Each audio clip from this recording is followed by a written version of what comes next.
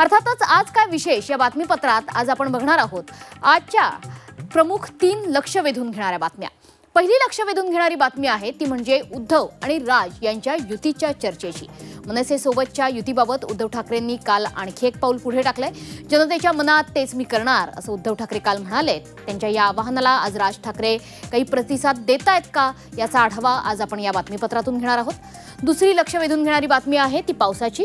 पुण्यात पावसानं विश्रांती घेतली आहे, मात्र खडकवासला धरणातून पाण्याचा विसर्ग हा सुरूच आहे। मुठा नदीला पूर आल्यामुळे भिडे पूल सुद्धा पाण्याखाली गेलाय।